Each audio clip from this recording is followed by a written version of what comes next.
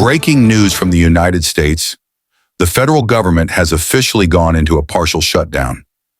What does this mean for millions of workers, the military, and even ordinary Americans relying on social programs? Let's break it down step by step. As reported just moments ago, congressional leaders and President Donald Trump failed to reach a funding deal. The result, a government shutdown that immediately affects thousands of federal employees. This means many government employees won't get their paychecks on time. While some will be furloughed, meaning sent home without pay, others considered essential, like active duty military, TSA officers, and air traffic controllers, will continue working but without salaries. According to some economic analysts, the shutdown could cost the U.S. economy nearly $7 billion every single week. So the question is, what services will remain open and which ones could be disrupted? The good news is that programs like Medicare, Medicaid, Social Security, and food stamps will continue. However, the problem isn't the funding, it's the lack of staff. With fewer workers available, millions of Americans could face delays in accessing these services.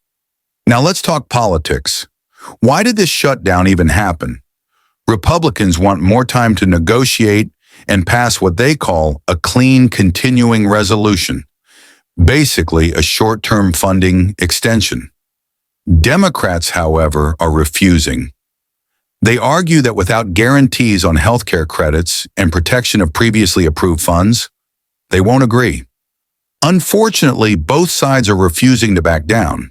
That means this shutdown could last for weeks, maybe even longer. In fact, the longest government shutdown in U.S. history lasted 35 days between 2018 and 2019. Lawmakers say they don't want to repeat, but right now, no one is. Today, the United States government has officially entered a partial shutdown.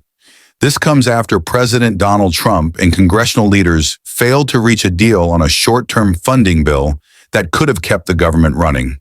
As a result, thousands of federal employees are now facing immediate consequences.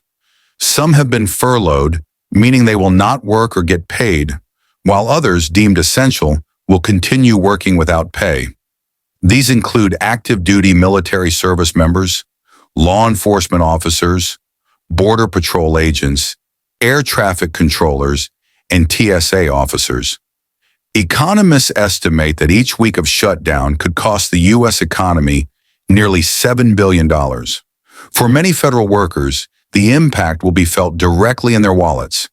They will be forced to work without a paycheck, while others are left uncertain about their job security, as the administration also pushes for workforce reductions across government agencies. Despite the shutdown, some services will continue. Americans will still have access to Medicare, Medicaid, food stamps, and Social Security payments.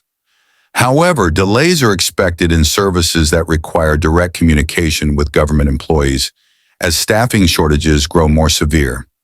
TSA officers will still be required to work, keeping air travel functional, but without pay. This raises concerns about how long employees can continue without financial support.